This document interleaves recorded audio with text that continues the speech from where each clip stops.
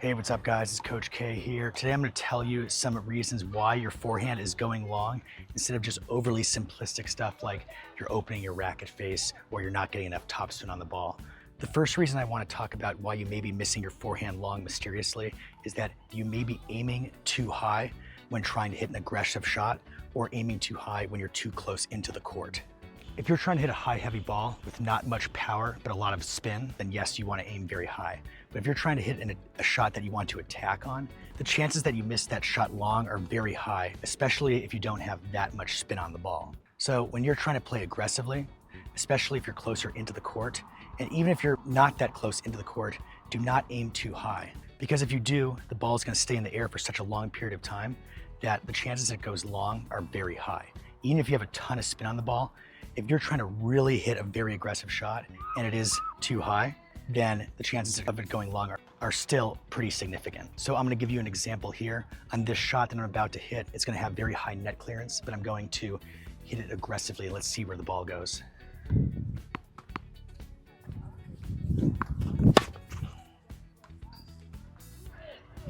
Right, so you saw that ball went significantly long. Now I'm going to aim a little bit lower and still try to hit the ball aggressively, and now let's see where it lands.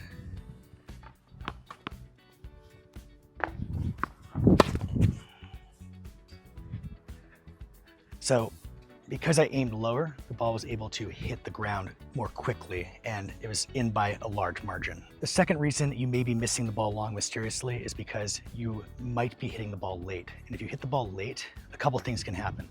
One, your racket face will naturally open up too much, more than you intend to, or at least has a very good chance of opening up too much. And the second reason is that because you're hitting the ball late, the ball is going to create that feeling of you getting knocked over. And if you get knocked over, your swing plane will naturally go more in a low to high fashion, more than you're intending. And that'll make the ball go higher than you're intending to do. And that will make the ball go long. So you see, I'm going to hit this ball late right here, and it's going to create a leaning back feeling, and the face is very likely going to open up and the ball is going to go long here. So like that. I mean, I kind of over exaggerated to show the point, but you get the idea. So here's a better view of the example I'm going to show you of hitting the ball late, which will very likely cause an open face and it'll create a leaning back sensation, which will make the ball go long. So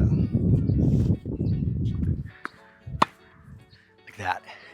So that ball went significantly long. I know you couldn't see it, but you can see probably the trajectory of the ball coming off my strings. Now, if you are in a position where you feel you're going to catch this ball late, you feel like you're leaning back, then just go for a more conservative high topspin shot like this, or just not as much of an aggressive shot, period. So doing something like this, like you'll see Nadal, for example, when he was playing, he would get caught sometimes like this and do this kind of motion. You'll see that sometimes with Casper Ruud as well. These guys get caught, they'll finish more like this.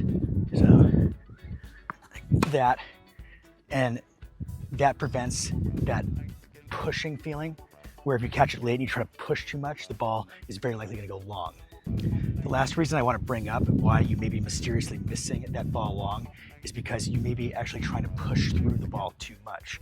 And you may counter my point and say, oh, Nick, why don't you just say add more spin? It's not quite that simple, because if you try to just add more spin, but you're just thinking on a forward plane, you'll still have that shoving feeling very often, and the ball will still fly long. It's almost like you're pushing that ball long. Instead, you want to think about, sure, going forward and all that, and forward and up, but coming on in a cross plane as well. And that'll help you get the right type of spin and help to bring the ball down. So here's an example of me overdoing the lengthening out the swing concept and pushing through the ball too much. And we'll see how this will make that ball launch. Here, I'll change the camera angle here.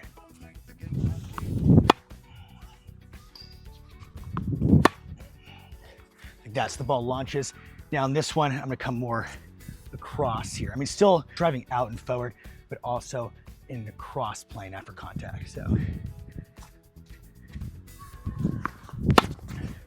Like that. So here's a side view of me pushing through the ball too much, and you can probably see it better in a side view. And then after that, I'm gonna hit one where I'm coming a little bit across. So here's pushing through too much, like that, all right? Now here's one where I add that across element, which will help bring the ball down into the court.